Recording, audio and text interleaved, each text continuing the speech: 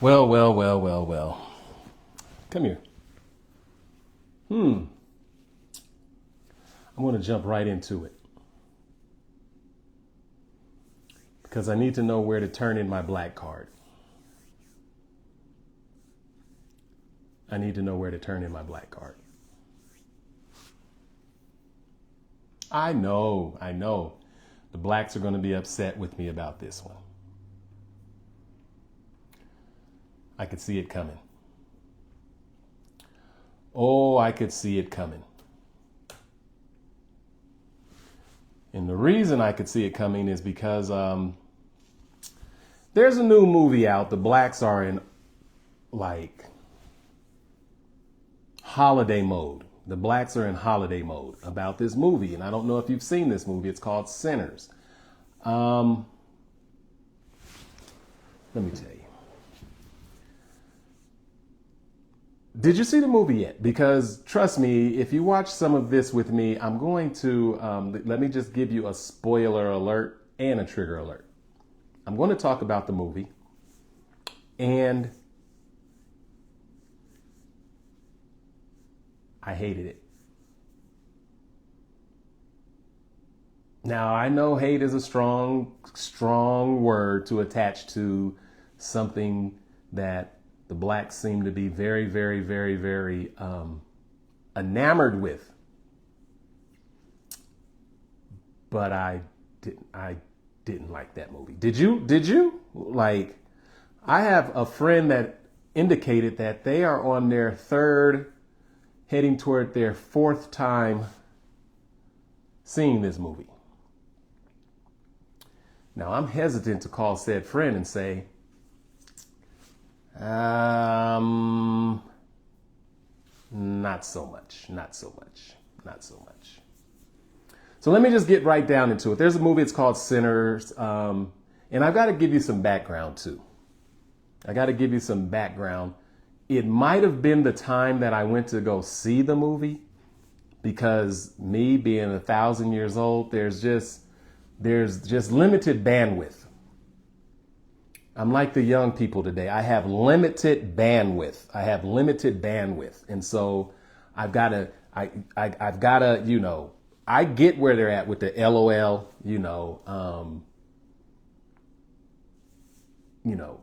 emoji.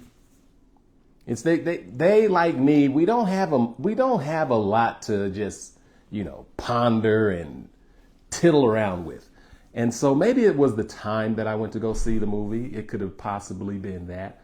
But I'm also at that age, the 1,000-year mark, where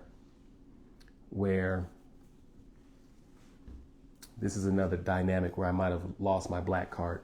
I had VIP tickets to a particular show.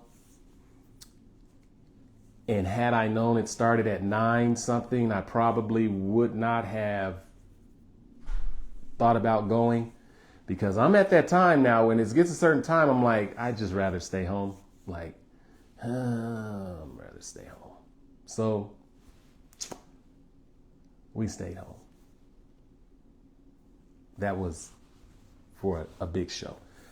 With the movie Sinners, here it is. Did you see the movie? I need to know if you saw the movie, if you enjoyed the movie, if it was the business for you, if it was all of that. Really, did you see the movie? I need to know. Put it in the chat. I need to talk with you. I need to talk with somebody. So it's hard for me to think that you didn't see the movie, because they said that it broke all of the financial records lately as well. It's like everybody's like, woo, Sinners, woo, Sinners. Woo, Sinners at the box office has done the dang thing. Okay, well, let's talk about the dang thing for right now.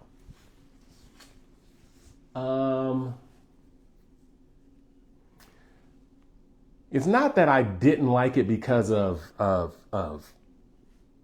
moral or righteousness sake or anything like that. Like, I'm not sitting there talking about, oh my God, my religious sensibilities were being assaulted. Like, those individuals get on my nerves as well. Like the super, like, oh my God. Like, listen, it's not that I didn't like it from a faith standpoint or from a spiritual standpoint or a religious standpoint. It's not that. But knowing me, I should have looked at the title of the movie called Sinners and said, not interested. I would have saved myself some time looking at the title itself. Like, it's called Sinners. And so, me personally, would I like to engage my time with outwardly facing sin? Like, I don't mind getting tricked into it, but like, sinners, sign me up. Sinners, sign me up. Like, I should have known from the start. It's like, and I know what you're going to say. I know what you're going to say. It's more to the movie than the title. The title was probably a hook. It was a marketing ploy to nudge or intrigue or interest. It might have been a lot of the different things, but from a marketing standpoint, it must have worked because everyone went to see it. And that's why I'm telling you I must be different, because with a title called Sinners, I don't know if that's what drove me to go see that movie. Like, I don't know if seeing a movie that's called Sinners drives me to go see the movie Sinners. And it has nothing to do with sin. I went because the blacks said it was the thing to do. It was the business. It was almost a national holiday like Wakanda. And when I got there, it was pretty much that story that's been told over and over and over and over again. And I know what folks are going to say. You should have, you must have enjoyed the ending. And I'm like, I didn't make it to the ending. At the middle of the movie, I got up, left my half full bag of popcorn, and I didn't think I will ever get that hour, 2 hours back of my life.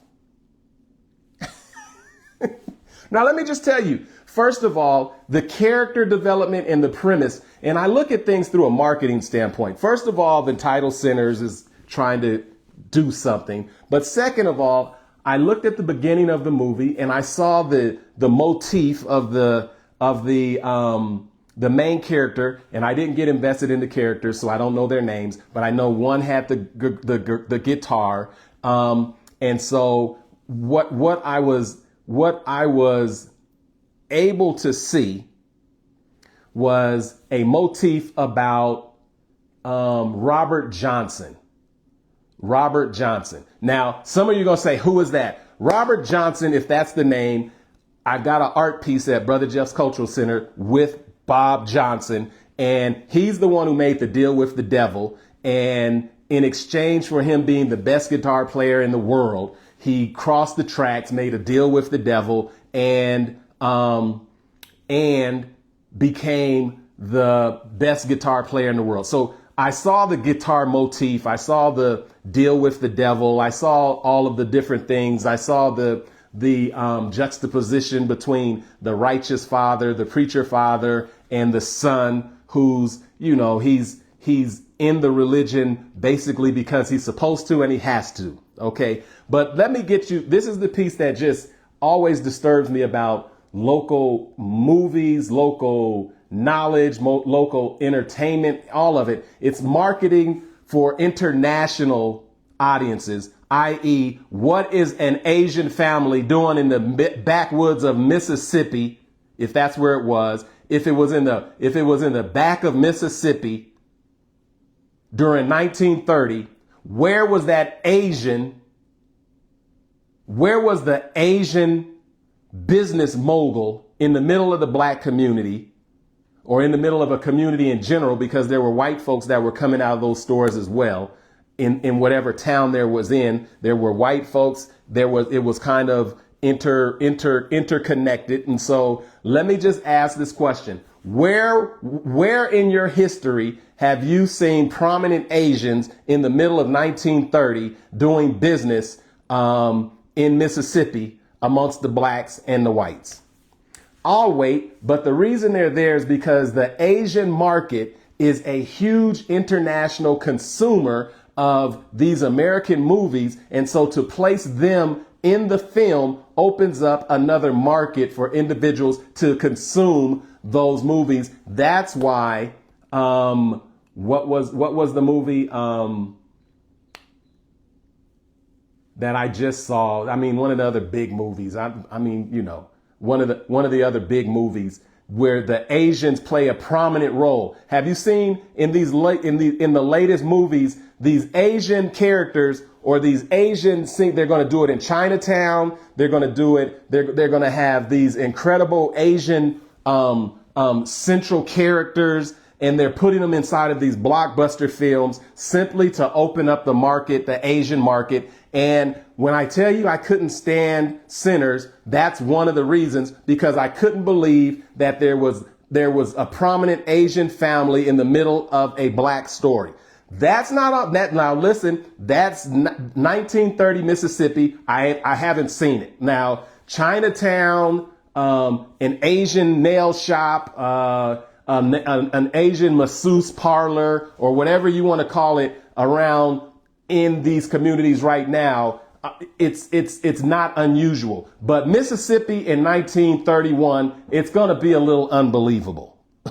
OK, so that's one thing. And then the second thing you're going to see in these blockbuster movies, you have to center white people. If white people are not in the center of black movies, then they're not going to get the green light. If white people don't have a prominent role in black life, then the movie is not going to get green lighted. And from the beginning of that movie, you have a white woman, a white girl turned woman who was raised around black folks, who plays such a prominent role in the black community that nobody notices she's there. And not only that, she's not a helpless white woman. As a matter of fact, I'm not talking about laborers. I know Asians have been exploited. But they were exploited by laying railroad tracks. I know about the exploitation. Everybody who came here of color has been exploited. Even white people have been exploited by so-called ruling class white people.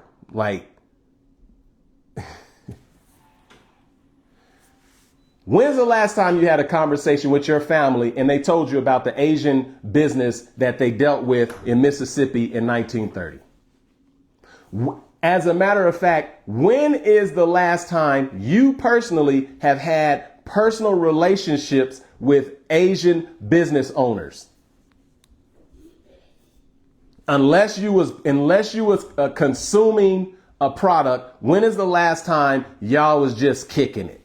Y'all was hanging out. But this is just me, and I could be totally wrong, but I'm a consumer of the art, so I get to just kind of say this. I didn't believe it. So when I stop believing the characters, or if I believe I'm being manipulated to expand markets, the Asians are in this movie because the Asian market is huge. And so for them to go see this movie in Japan, to go see this movie wherever they are consuming these movies, they are seeing themselves. They are seeing themselves. It's not an anti-Asian thing. It's just Brother Jeff did not buy a prominent Asian business in the middle of Mississippi in 1930 that was so interconnected with the community that they were also there to set up the juke joint and were actually engaging in all of that. I didn't buy it. Not to say it didn't happen. I didn't buy it. Second thing I didn't buy was the love interest of the white woman who is going to make a tremendous scene in front of white people towards that black man in 1930 Mississippi. In Mississippi, Money, Mississippi, where Emmett Till was lynched. Emmett Till was lynched in what year? What year? It was certainly following Brown versus the Board of Education. It was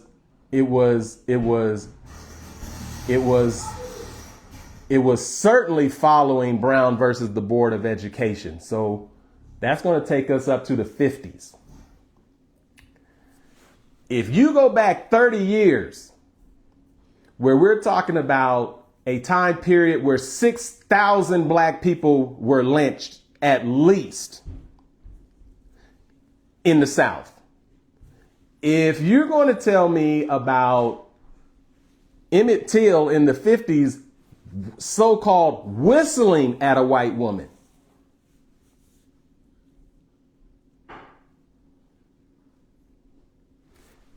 so you're going to take me back 20 years, 2 decades, and tell me it wasn't as bad, or it was acceptable, it was better, it was easier, because these 2 black men were so tough in 1930 Mississippi that a white woman could stand up and engage with one and talk in a fashion that would not jeopardize those black folks' lives.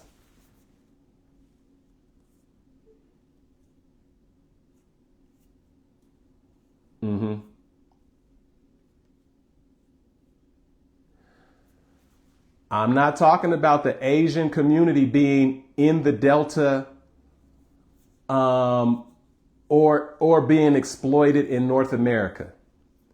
I'm talking about the reason the Asian is put in this movie is because it is marketing to the Asian markets. So they are being exploited by Hollywood to expand Hollywood's racist grip.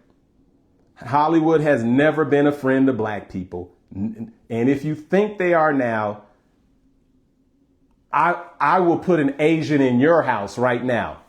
If you think Hollywood is your friend, if you think this isn't about expanding the market, and if you think having a white woman and those white characters in the center of a black movie, in the center of a black themed movie, is because it was necessary for them to be there. They're necessary to be there because that's how the movies become broader in their appeal. That's how they become broader in their appeal. This is just my opinion. But if you believe that character, that white woman playing that central role in that mixed community and walking up into a juke joint and nobody notices except the 3 white folks who showed up. And remember, one of them, I remember I told you I didn't stay through the movie. I gave them about an hour and a half of my time, and then I had to go. I gave this movie an hour and a half of my time, and then I had to go. 1, because it didn't capture my attention. 2, let me just tell you, you're going to tell me those 2 the 2 white folks that showed up with the white guy, and I would, if I would have stayed, it would have been because I wanted to see the role that the indigenous folks who clearly came up and was handling their business. See, I was interested in them, but I didn't get a chance to go to the end. I hope they played a prominent role in the resolution of this film. And I hope that the Native Americans played a heroic role by the end of that film, because they knew something, just like the black woman knew something who was wearing, who knew about, the juju and all of the different dynamics. How come the 3 of them walked up to the juke joint and recognized her and said, who is that? who is that? How come the white folks was able to see her and nobody in this entire juke joint in the 1930s, I don't even know if that was prohibition time. I have no idea. I was ready to see some indigenous heroes do the dang thing. Those are the only characters that captured, that piqued my interest, because everything else was stereotypical.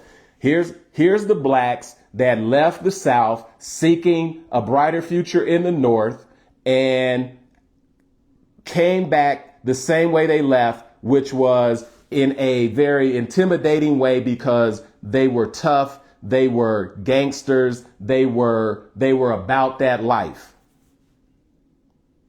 However, they would rather dance with the devil they knew than the devil they met up north. I'm just telling you, I'm pretty sure it was a great movie, but I'm the type of person, if you don't get my attention immediately, I can't wait 3 hours to figure out how you're gaining this momentum. Now, let me tell you, if you are interested in what captures your attention and what doesn't capture my attention. I don't like pornography. Listen, not because it's wrong or not because, I'm not saying it's wrong. I'm saying I don't like pornography. And so if you need sex to drive a scene, that caters to individuals who are into that. I just don't like watching people having sex because I'm a participatory type person. I never like going to a strip club. I never like watching porn because I don't like watching people do whatever. You know what I mean? I like to participate. Now, as it relates to the juke joint and that world, you can't tell me I don't know about that world because I was raised in that world. So when I tell you that all of those scenes were stereotypical, they are stereotypical. And for example, the moment the character comes back and he goes and asks the sister to bake I need you to cook. I need you to come cook this catfish or whatever at the juke joint, which I'm opening up. And I love you. And the next thing you know, there's a sex scene because sex does sell. The number one thing that sells in the United States of America and around the world is pornography. And I know what soft porn looks like. But because the movie is called Sinners, I would not be surprised when the pornography, even if it's couched in a loving situation, drives certain scenes. Because by the time I left, several of the main characters were already in sexual relationships. And the preacher's son, he was in a sexual relationship, and it opens up. Remember, the movie's called Sinners. And if you haven't seen it, it's a spoiler alert, but I'm just telling you. I'm just I'm just telling you. The preacher's son, his thing was, okay, not only am I leaving dad, I did my work, I picked my cotton. I couldn't find my guitar. My guitar is in the church. The dad is upset because you want to go in your leisure time and play the guitar. That's the same story of the Womack brothers. That's Bobby Womack's. That's Bobby Womack's story and his brother's story. That's Aretha Franklin's story. That's Sam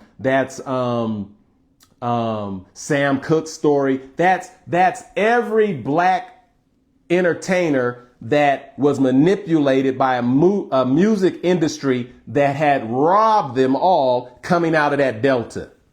I don't care where they were. all them artists, 9 out of 10 of them, by the time they died, all the money that they made went right back to the system that was exploiting them. Their music royalties, their publishing, like these folks done robbed these folks for I don't know how many years. They're still robbing them. That one scene of the boy leaving the dad to go play music while the dad is like, you're about to go and entertain the devil. But remember, the devil, when you entertain him, the devil comes back with you. These are stories that have been told from the early times of the black church, particularly, and the children of the black church who decided to leave and go do that worldly music. Remember, they called it the devil's music, the worldly music. This is not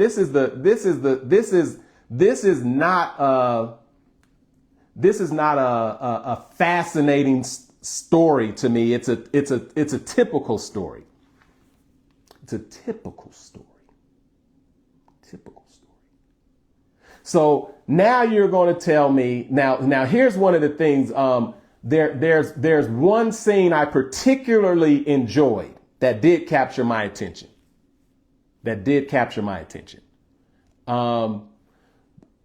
Two things. One, I really was looking forward to seeing these heroic Native Americans. Like, I was all for that. If there was the Native presence, because the Native knew. The Native was like, don't let them in your house. Did you already let them in? See, they're forecasting what already happened to them. They're time traveling. They're saying, we let these white folks in our country. We offered them hospitality. We showed them how to plant corn. We basically gave them the ability to survive, and they came back and annihilated us via genocide. That's what that scene is saying to me. Did you let them in the house? I can go ask every one of you Native Americans. Now, let me just say this is what's bothering a lot of folks now, but I'll get into this in another time. When they talk to us Native Americans, or when they talk to the original people can say the exact same thing that Native American in Sinners asked that white boy and white woman in terms of that strange person who happens to be around them. Because if you look at the condition of that strange person, those Native Americans was on that helmet. I don't know what they did to him, but he was in a serious condition, but he was also in the same condition that the blacks had put him in after shooting him. So the same annihilation he received and the natives was chasing him or whatever is the same thing that happened inside of the juke joint. The black woman spotted it out and said, don't let this, like when the brother went to go use the bathroom, you know, like the stereotypical P, go watch this real quick. Like, remember, movies and art and entertainment, if you can predict what's going to happen, and it does happen, and that's what it stays, unless that was a red herring. I didn't see the end of the movie. The moment the instruction is said, don't let those three in the house. In the juke joint. Don't let those three in. And then the one who's, you went all the way out of your way to go find this brother who could do security. So much so you disrespected him in front of his wife. And the brother talked about the brother's wife in front of him. So much so, and I won't even give you the language.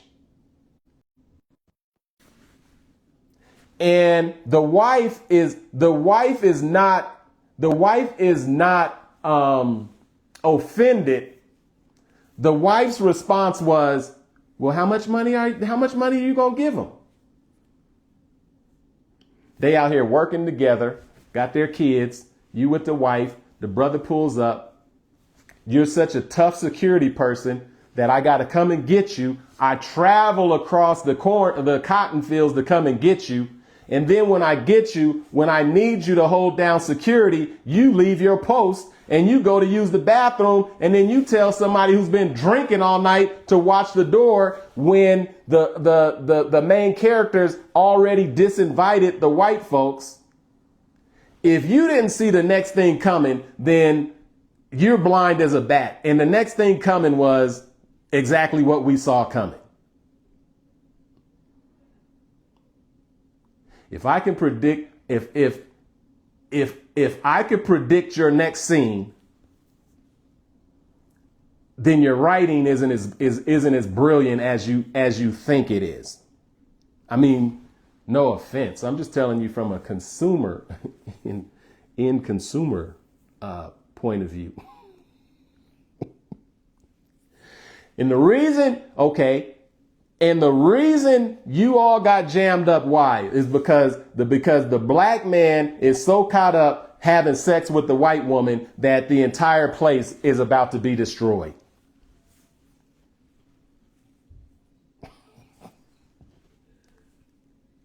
Nobody's on post, nobody's on alert, and guess who gets to gets to have a central role in the movie again, in this black movie? That's why you need to go back and watch Cabin in the Sky. That's why you got to go back and watch some of them black films where black folks were not allowed to be in white movies. Well, while black folks were not allowed to be in white movies, while they was doing Jim Crow and they was painting and they was doing blackface and they was doing all that other stuff, Eartha Kitt and a whole host of black talented artists, a whole bunch of black talented artists was doing their own movies. Harry Belafonte, I don't know. All of the names. Now all of a sudden, all of this is popping off because here's a brother. He's so in love. Like, here's the Shannon Sharp scene. Like, you didn't see the Shannon Sharp scene coming.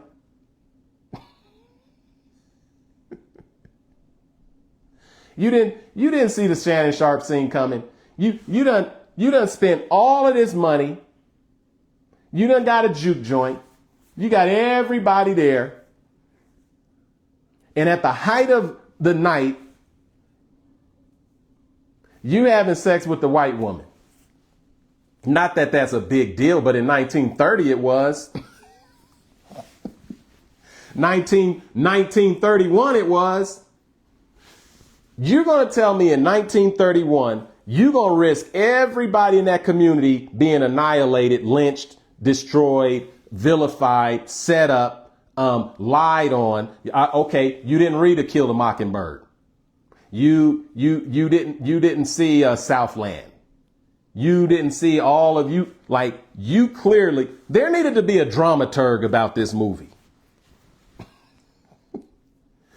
You're about to tell me that one black man is so enamored with a white woman that he is off having sex while his brother is being, he's off having sex while the front security guard is off peeing. And the brother who's the piano player who would work for a little bit of money, but all that he could drink, is on security, and the guitar player, the preacher's son, just had sex with another man's wife. So much so they have him having oral sex with her, had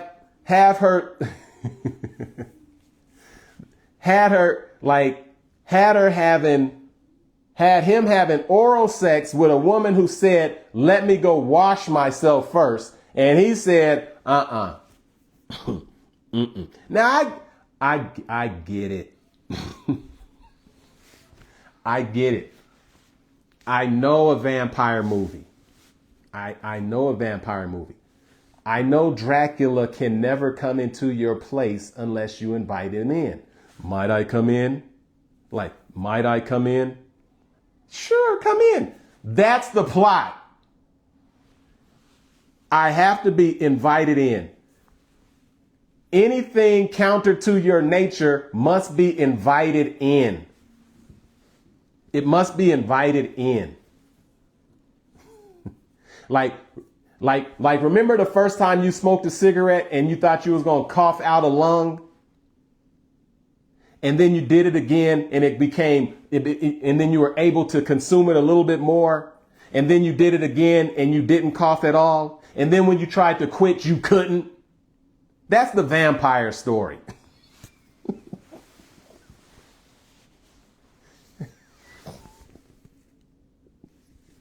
Okay, so there's a good vampire story.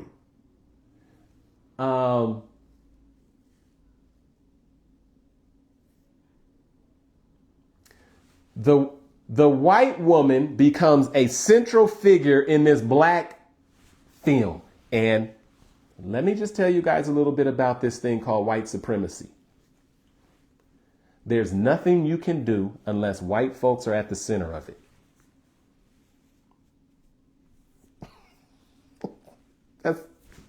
That's the plot of the movie. That's the plot of your life right now.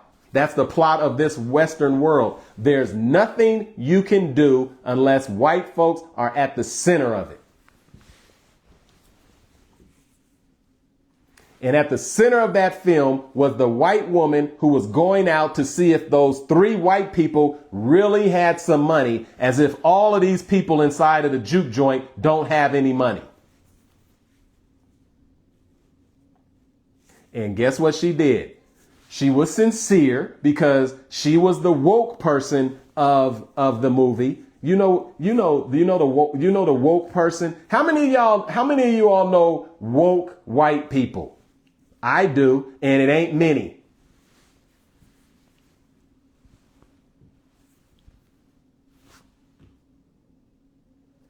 How many of you know woke white people? And I do. There are many of them around, but in the grand scheme of whiteness, it ain't many. So she was sincere. She loved a black man. Oh, I love you. Tell her you're going to tell me. Don't tell me. Well, I do love you, but I loved you so much that I put you. I loved you so much I hooked you up with a rich white man. Uh-uh. Uh-uh. Uh-uh. Uh-uh. It has to be believable. Let me ask you, do you believe this? Let me ask you if you believe this. Like, do you believe in 1930 there's a black man in relationship with a white woman that he loves so much and she loves him that he hooks her up with a rich white man?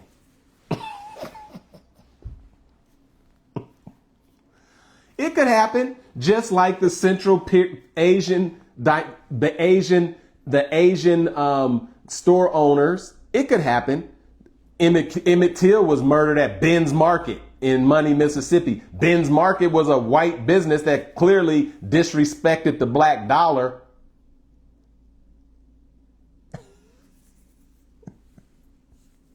So here she is. She's like, wow, we need some money. You need some money on your first night. You only been open for 3 hours. The beautiful thing about this movie, the reason I could predict it,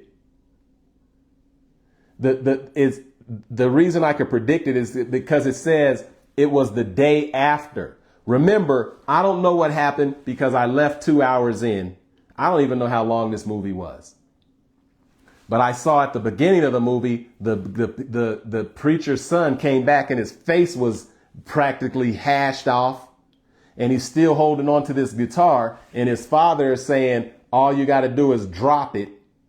This is the prodigal son story, okay? That's the prodigal son. Did he become the prodigal son? Like, did he go back to his father's house after feeding swine and then coming back and then decided that because he had, okay, for those of you who know literature, he went through the hero's journey. All right. He went through the hero's journey. He came back, and all we need to know now is, did he drop the guitar? I don't know, because I didn't stay that long. And by that time, I didn't care. I wasn't emotionally invested in any of these characters, and the Native Americans was gone faster than they were presented. I don't know. Soft pornography, watching someone having oral sex. And I'm not saying I need to see a missionary style love scene. I don't care. I don't care about pornography. I don't care how you dress it up. I don't care how it looks. I don't care how long it takes. For those of you who pornography is your thing, you're probably like, man, he's smashing that. He's smashing that. He's smashing that. He's smashing that juju lady like I would smash that juju lady. Oh, wow. Maybe that was your thing. I don't know. Like when the guitar, the preacher man's son is his first taste, and we need to throw in the line, let me go wash myself. I'm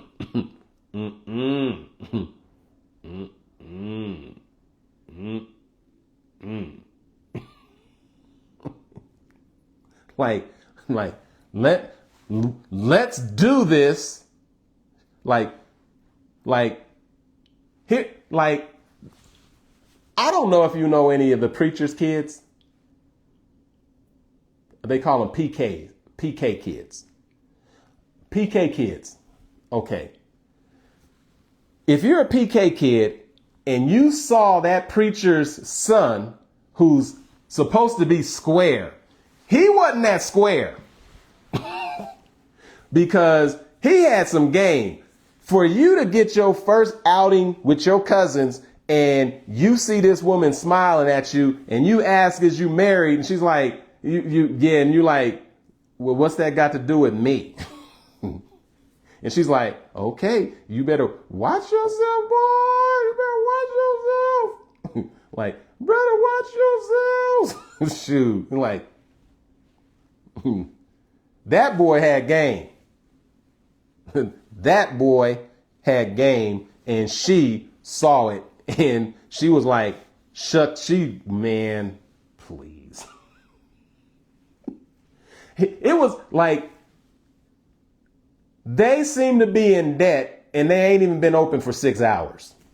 Now they need a handful of gold that they ain't never seen before. They already in financial straits. And then the white woman says, let me go and see these 3 white folks. Like, let me go see them and see if they really have some money. What? Do you think they was carrying a pocket full of money to go to the juke joint and they just showed up like some 3 hillbillies? Like, when is the last time you seen traveling hillbillies with a guitar that got so much money, you got to go follow them and go see if they really got some money? This ain't like Ralph Ellison's Invisible Man when they're in the golden day and the actual thunder of the university is being driven around by the Invisible Man, who is clearly very wealthy.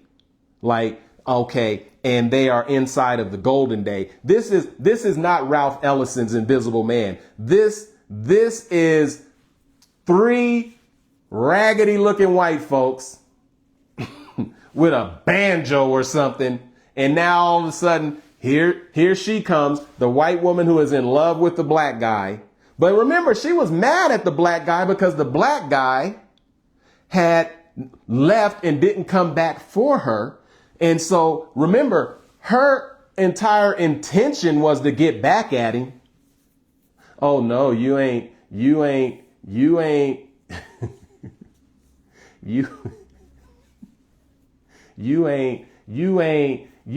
setting up no juke joint. You ain't gonna, like, this was the white version of till you do right by me, ain't nothing in your life gonna work. And she came right out with that energy. Now, remember when listen to this line. Now, maybe I'm biased. Like, I don't know. He said, if you don't leave, I'm going to get one of these sisters to drag your ass out here. I don't, kind of like that. She's kind of like that. Do you remember what she said? She said something to the effect of, you taught me how to fight, I'll whip all they ass. I'm like, you ain't gonna whip one of them sisters' ass in that juke joint.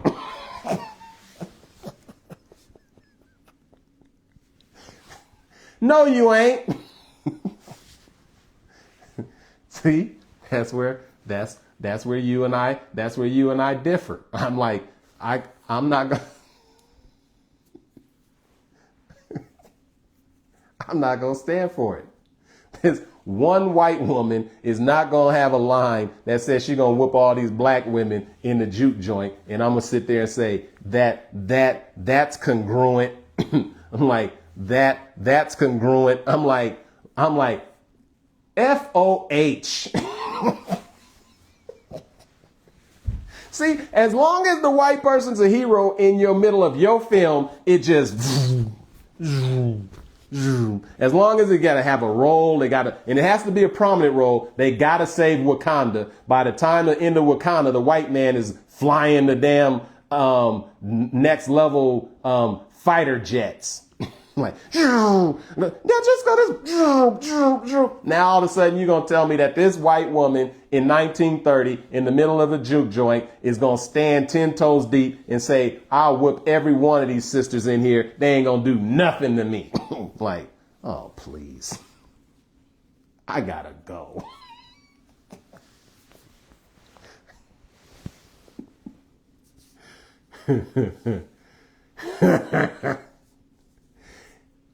I get the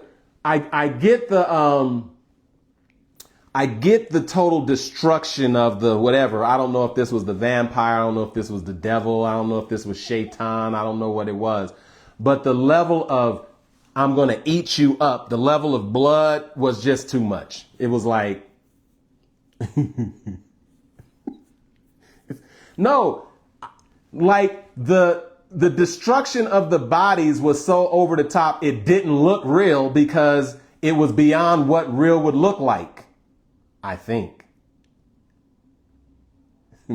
It's like, and I'm not scared because I'm a black man in America. Like, black people are not afraid. Like,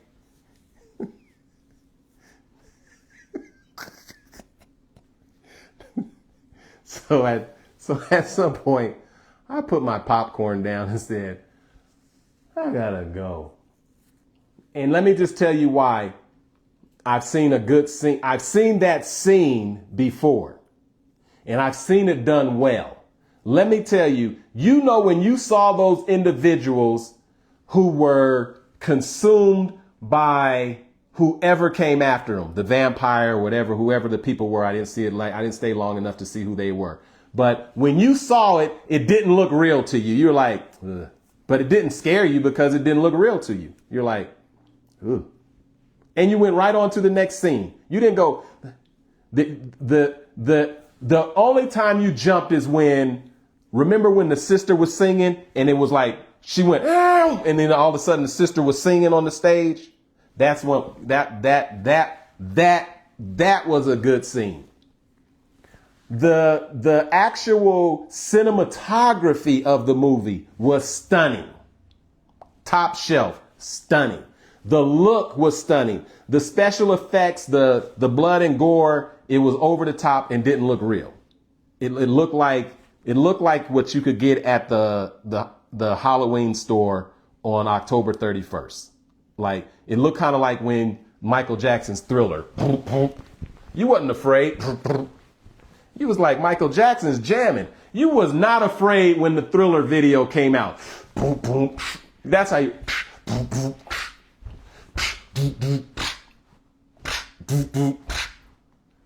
So don't tell me you was afraid of that vampire. You was like, I seen better acting on that with Thriller and Michael Jackson. But let me tell you someone who actually staged some of those scenes differently. Do you remember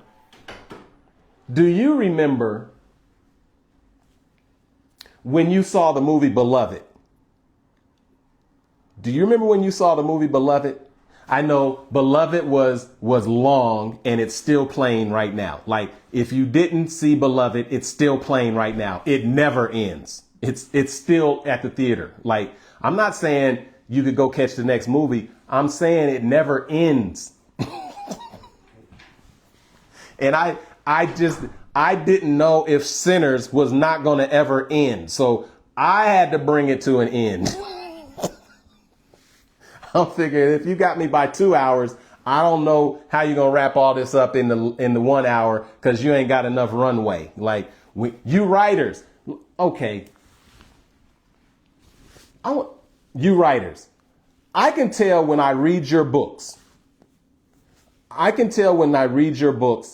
If I've read 3/4 and it's almost over and you run out of runway and you can't wrap all this stuff up because you done put all this stuff in here and you can't tie it up in a fashion that's going to come to a good resolution, or you as a writer, you just got tired, or you thought that the audience was going to roll with you and it was like, okay, I'm 2 hours in. I'm like, all right, what's going to go on? Where are these Native Americans at?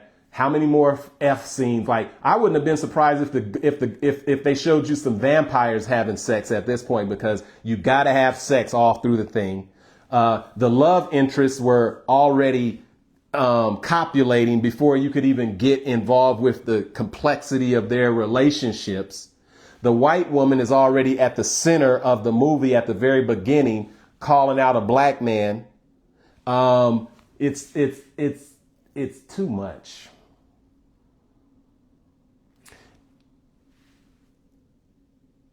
But the scene I wanted to tell you about in Beloved is this. Remember when I think it was Oprah. Oprah Winfrey, the one who hates black men. Her. And y'all still trying to make me like A Color Purple. Ain't no positive black man in The Color Purple, but we're not going to have that conversation right now. I'm just telling you where I'm at right now. I'm telling you, Miss Oprah, I hate black men Winfrey. She did an amazing scene where she hacked her children to death in that barn. That's a scene. That's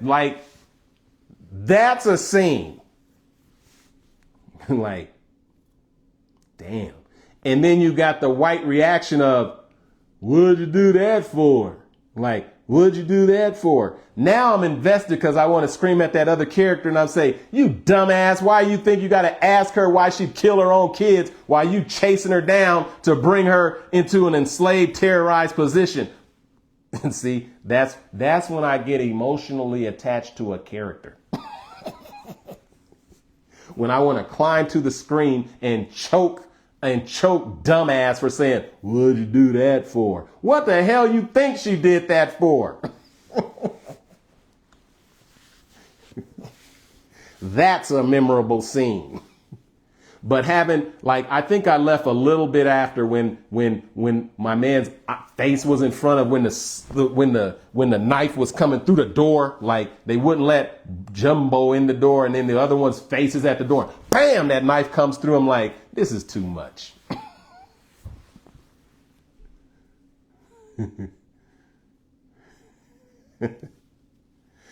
Remember, this is what I like about art as well. This is what I really like about art. And this is what I think gets a lot of people in the hood in trouble. Or in general, when people believe the character on the screen to when they leave and they want to be that character and do the things that character is doing. Like, this has nothing to do. I could tell you the argument about acting, by the way, which is an idiotic argument. The sister who played Harriet Tubman, and she's from London, and folks are arguing saying, how could a British person play Harriet Tubman? She's black and she's an actor, and she ain't Harriet Tubman. She's acting. Can she act like she's Harriet Tubman? So if you think that what a person is doing in their real life has anything to do with what they're doing on their screen, it's like, can you carry this audience for 3 hours? Can you carry this audience for 2 hours? Can you carry this audience for an hour? And some folks can't carry an audience for 15 minutes. Acting has got to be the hardest damn job on the planet.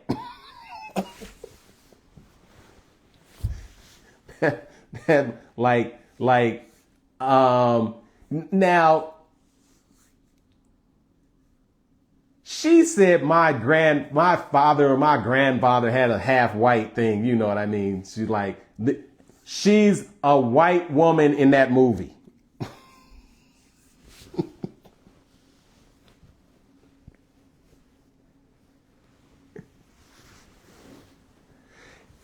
And again, that is not my argument, because there are a lot of individuals that are passing for white that, like, I get passing. I know exactly all about passing. This is about selling movies internationally and putting in characters that white people want to go see also. Hollywood is a business. The movie industry is a business. When you get investors, when you go get investors, they want a return on their investment. I don't know about any of these actors or actresses. I don't even know their real names. I just know them when I see them in a movie. I don't follow their lives. I don't know who they are. When I go to the theater, when I go see a movie, when I go get entertainment, either you can sing or you can't. You can dance or you can't. You can remember your lines or you can't. You can pull off a character or you can't. I believe you or I don't. But I'm just talking about the screen. I'm not saying any of these actors were bad. I think all of those actors are good, particularly at that level. Like, they're good at that level. But I can tell you, the lighting was amazing. The acting was amazing. The cinematography was amazing. Everything was top flight. It's just, I don't believe the storyline. I don't believe that's happening in 1930. I don't believe you running up to a white dude with a bag full of money talking about, and if you the Klan, you come over here, let me tell you what we gonna do. And then the white guy goes, well, we don't do it like that no more. Like, all of a sudden in 1930, the white Klanman is the Uncle Tom playing. Like, we don't do it like that anymore over here, boss. He put his hand on his gun. Like, he puts his hand on his gun. Like, remember? Like, because white folks always want to intimidate you with their power. And if you know anything about Dr. Francis Crest Welsing's work, then you'll know what their power is all about. But I'm sorry if we don't know who Dr. Francis Crest Welsing is tonight or today. But he puts his hand on his gun. And guess what? The black folks put their hands on their gun. If you wanted to have a real movie, then this would be the solution to every problem in our life. Every time a white person puts their hand on their gun to threaten us, we put two hands on our guns to threaten them back.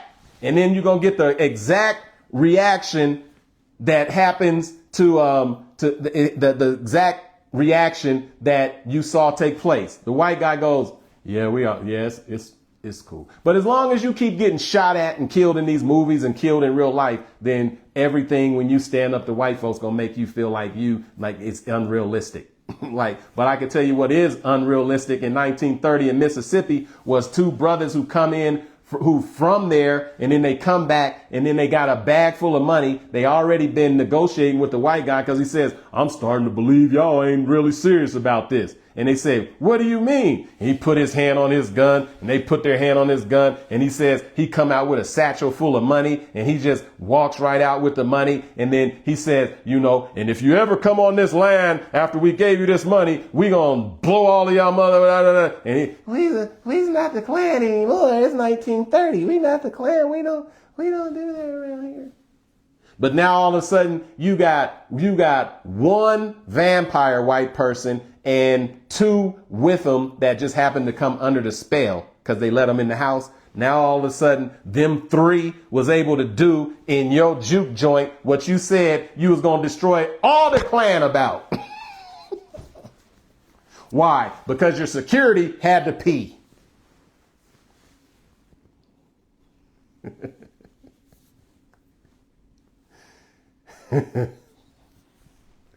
I know. Where do I turn in my black cards? Because you don't like this, because I just told you that this is an old warmed over story 1,000 times over, because I'm looking for Lorraine Hansberry. Now, nobody knows Lorraine Hansberry.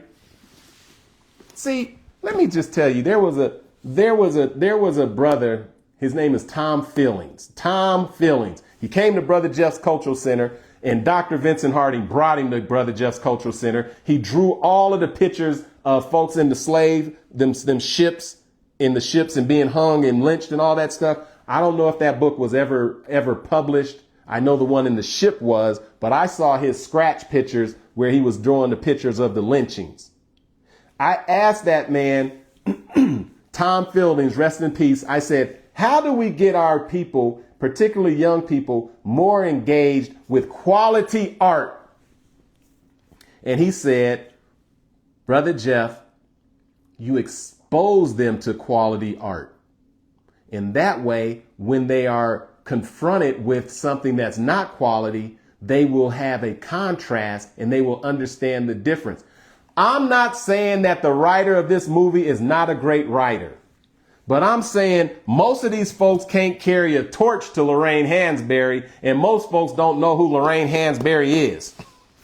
And because I read Lorraine Hansberry and know who she is, when I'm confronted with other pieces of material, I'm like, that's all right. Oh, but I'm just saying, oh, we don't know Lorraine Hansberry. Well, we dang sure don't know Alice Childress.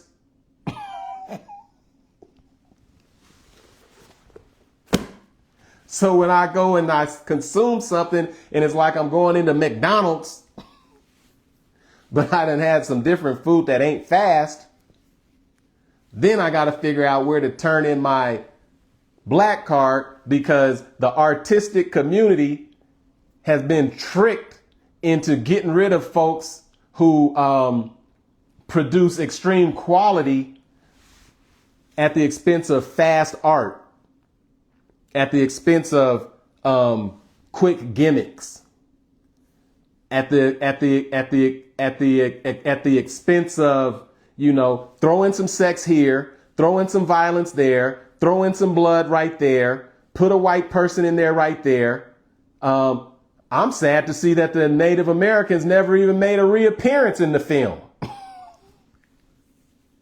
Remember, and this is the beautiful thing about art. We're just talking about it. It's not real.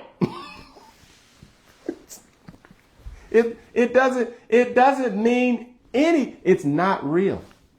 That's the beauty. Like, we're not gonna fuss and fight with each other about anything, because only thing we're doing is discussing our opinions on a piece of art.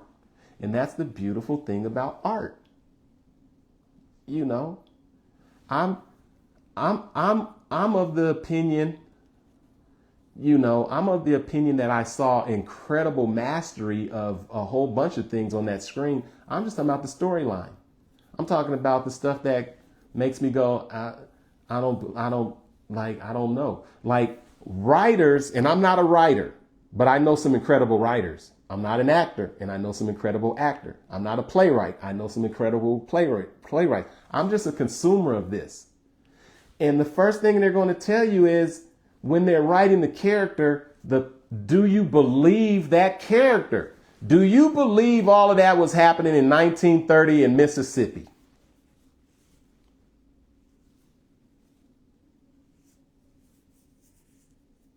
You don't.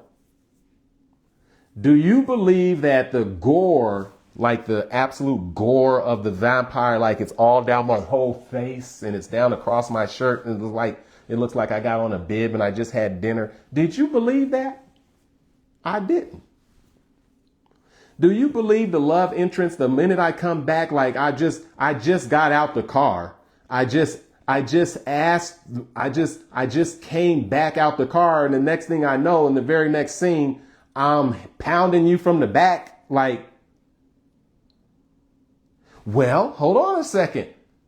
Maybe they maybe they had that kind of connection. Okay, well then at the height of your juke joint event, you pounding the white girl in the or the she had a little bit of black in her or whatever you want. Like what? Okay, so now I'm pounding her immediately, and then the guitar player, like at least he had a couple of drinks. I thought that the white girl was playing the black boy against his own cousin, because the first thing she said was, "Let me get you some whiskey. I ain't supposed to be in here, but let me get you some whiskey." I'm like, here we go. Bang, bang, bang. Kill, kill, kill. Slash, slash, slash. Like, okay, what? I already told you it's not a religious thing, but I already knew my sensibilities. It's called sinners. So if that's your thing, you gotta my sense of morality is not offended. Put it this, I'm not coming from that standpoint. It's called sinners. So if you go see the movie, go see the movie. You're going to see what you would consider sin. I don't know. It told you in the movie. And I'm not coming from a faith perspective, but any of you people of faith, if you come out whining like I'm whining, and I'm not whining, I'm whining. I'm just whining. If you come out like I'm coming out right now, I'm just talking about, I don't believe the characters. I believe it was cliches. I believe that it was easy. Like, I know that today you got to put everything at a third grade level for people to understand it. Like, it takes a lot. I know there was that's what I'm talking about. But if you're a faith person and you get mad and you do this live because you're offended by what you saw in the movie that offends your religious sensibilities, I'm like, it's called sinners. And if you go in there and you're upset by what you see from that lens, you deserve everything you get. I know we're just talking to each other, but I will listen. I will listen to you. I would say, I will listen. Oh, the Lord is my shepherd. I shall not want. I was doing holy water. I was doing all of the different things. Do all of that. But I'm going to tell you, the movie's called Sinners. And guess what? Sinners have a right to have a good time too.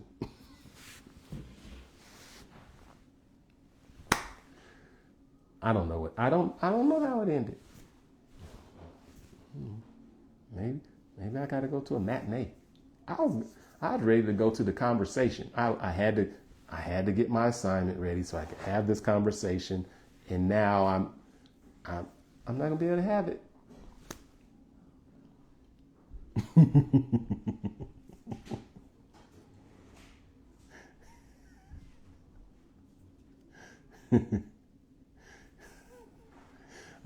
I want to hear it. Okay, let me just change this for just a quick second, and then I'm leaving. I want you righteous holy rollers. I want you righteous holy rollers to come out and tell me how offended you are, and so I could tell you, hold up a second. Everybody done that. Something in there.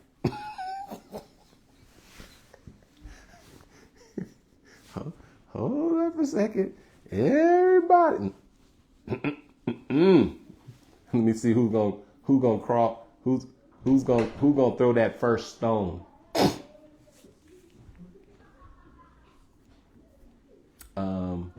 Anyway, enjoy it.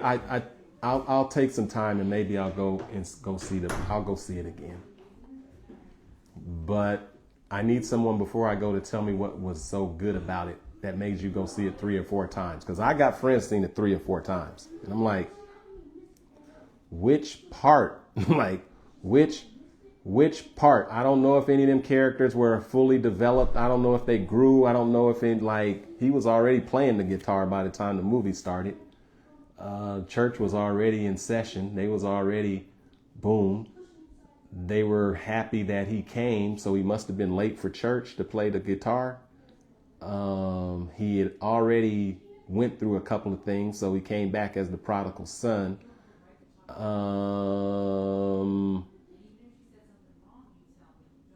Thompson Jackson says we went to go see it. Not that impressed. I'm telling you, there's a lot of hype. What I do like about these movies is it's giving you an opportunity to expand beyond perhaps some stuff you haven't known. 3 times. Okay, well, Latios, I need to talk to you. Not saying that it's, I just, because I know you saw it from an artistic, like you're a thespian. So I know what that was about that pulled you in 3 times. Which, Latios, what was your favorite character and why? I like, was her name Mary? Because anytime you put Mary in a movie, you're going to do the connection between Mary and Jesus. Anytime you see the one who's giving life and bringing people together and knows, that's always the central character, because that's just the reality of it all. The racial dynamics were unbelievable for 1930. Like if there was a movie about the Deacons for Defense, I would have been like, like you say, we got the Deacons for Defense and Security out here. Roll up here with these guns. But I don't know if 2 black men are going to overpower the Mississippi Delta. And I'm telling you, I got family members from that part of the world. And they will tell me, you don't know racism. 2025, 1965, 1930, you don't know racism.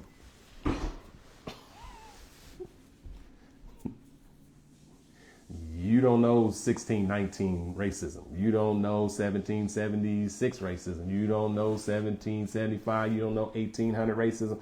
You don't know Ida B. Wells Barnett. You don't know that. And to transpose 2025 into into a movie that transports to 1930, that makes it possible for you to believe any of that. It's gonna take a little bit more. All right.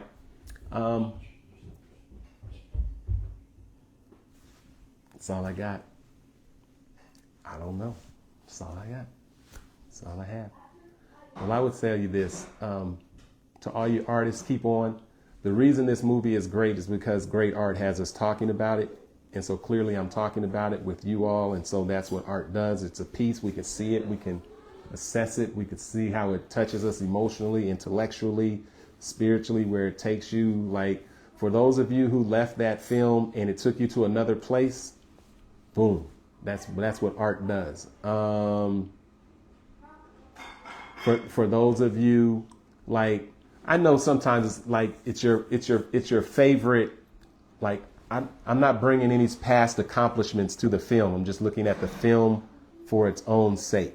And so maybe some of you are not familiar with the ancestors. Maybe you can't, touch in and tune into the spirit in a different way beyond the common ways. And maybe you saw that for the first time and you said, oh, wow, maybe you never knew that there were folks that can make rain, hail, snow, and earthquakes. Maybe you don't know that. Maybe you don't know how the roots and the juju and the, some of that exists in the world. Maybe you never knew that there's folks that can get a prayer up from the prayer closet with a prayer cloth or a magic carpet or whatever. Maybe it's your first time seeing some of that. And if so, whatever gets you there, gets you there. But with that being said, I didn't like it.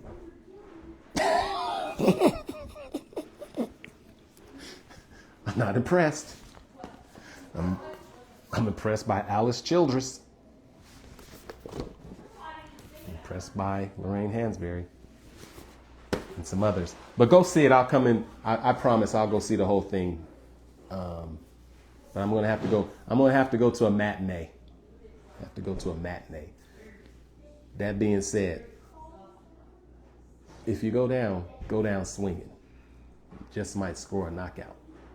Inbox me, let me know. Let's talk. We'll talk about it. Rumble Young Man, Women in Community. But go see it. Rumble.